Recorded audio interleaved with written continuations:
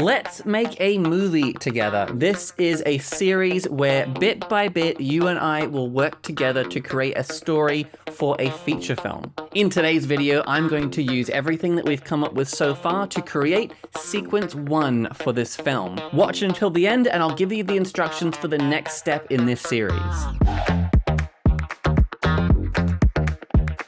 The title of this film is Cast a Dark Shadow. It is a psychological thriller set in a small town, and we have two protagonists. There's Leo Ramirez and Alex Park. The concept: a detective must solve a series of gruesome murders after an ancient relic is stolen that allows its user to control shadows. We also came up with a bit of a backstory for each of our two main characters. There are more details, but here are the main ones. Leo is a detective reaching the end of his career. He has developed a crippling fear of the dark after an incident that happened long ago. Due to this fear, he was also unable to save his daughter, who either went missing or was killed. Alex is younger. He has lived in the small town his whole life. He is a supernatural enthusiast and also enjoys magic tricks and is good with sleight of hand.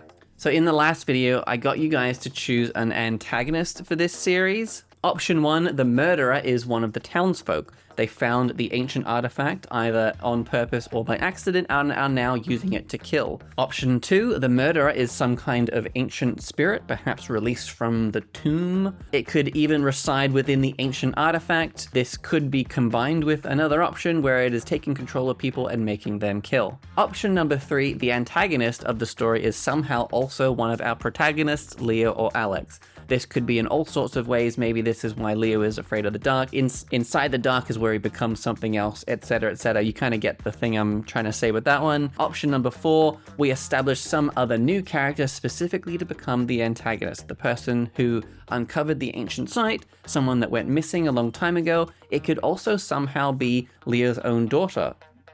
Somehow. Let's just go quickly and have a look at what you guys voted for.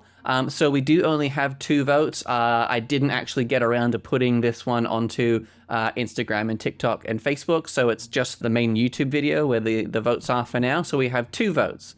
Okay, yeah, so we do have 3 comments on this main video. The first one says, "Here, I want to help."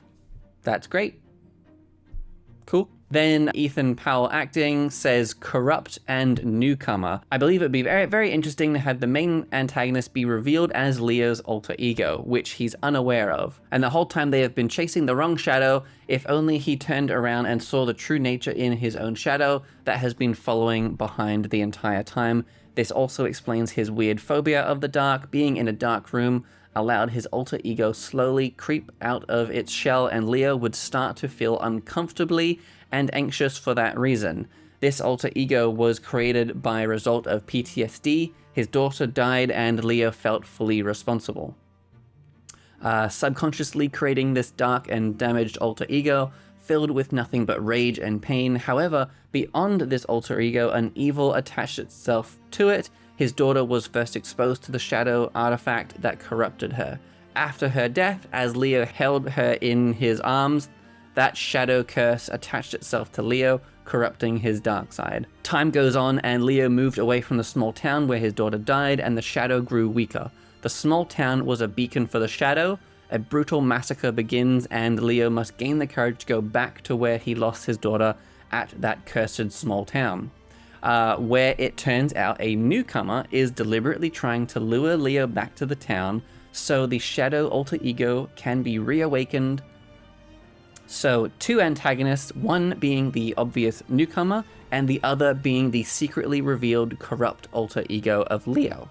So there's a few elements there, and that's pretty cool. Now we'll just go into the next one real quick. Silhouette 6828 says newcomer.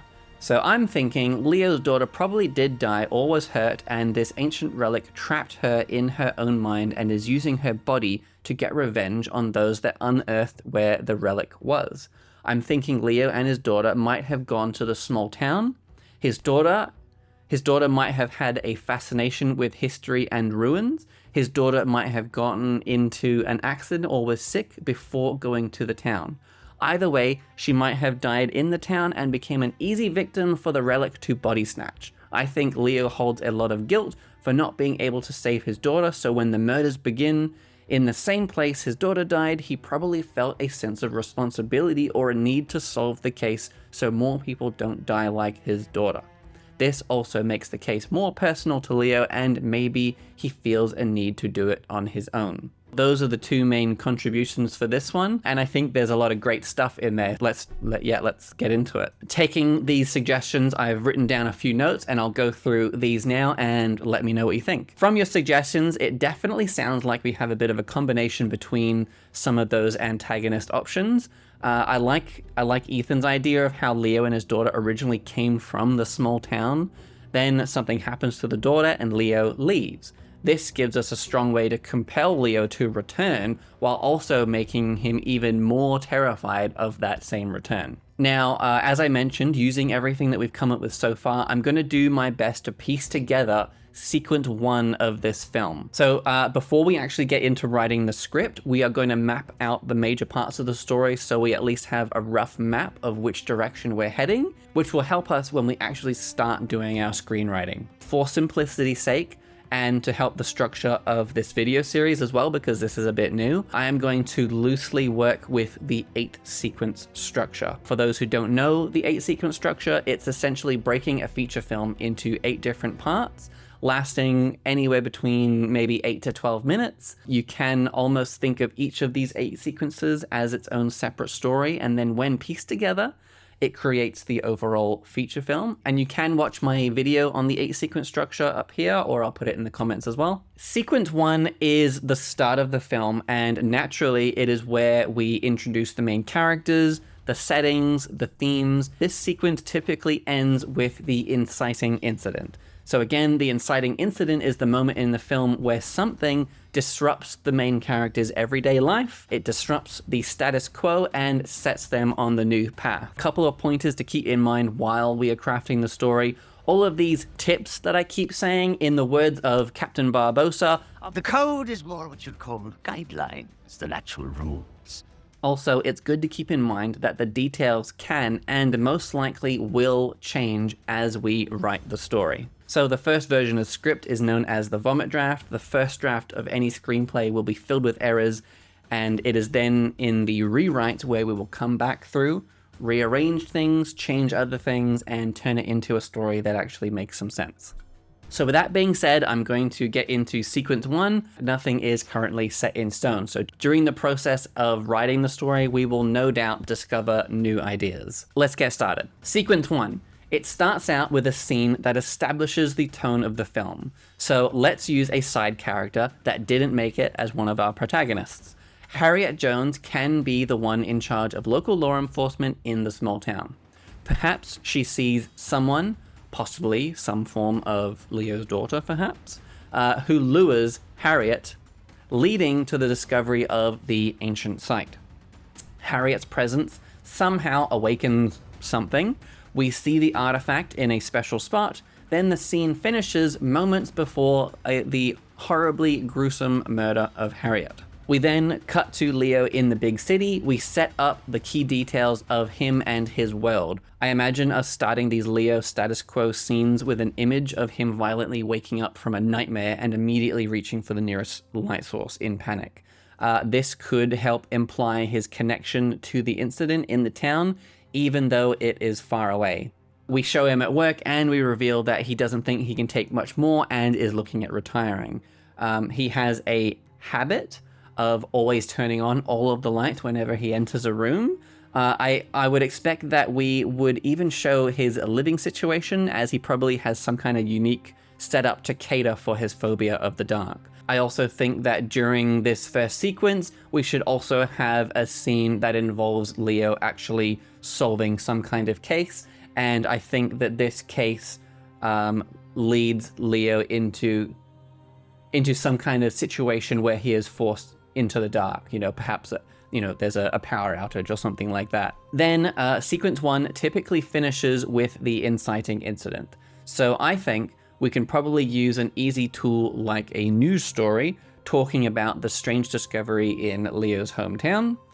They describe the gruesome murder, which is identical to something that happened in Leo's past, and possibly even the situation that caused his daughter to disappear or die. He is intrigued, but initially rejects the idea of returning to town. Only when someone contacts Leo and tells him they believe they saw his daughter, with just a slim chance that he could see his daughter and redeem himself again, this is then the part that compels him to leave the city and return to the small town. For the next part in this series, I want you to tell me in broad strokes what happens in sequence 2 of this film. So sequence 2 is usually where the protagonist considers the call to action and debates whether or not to go.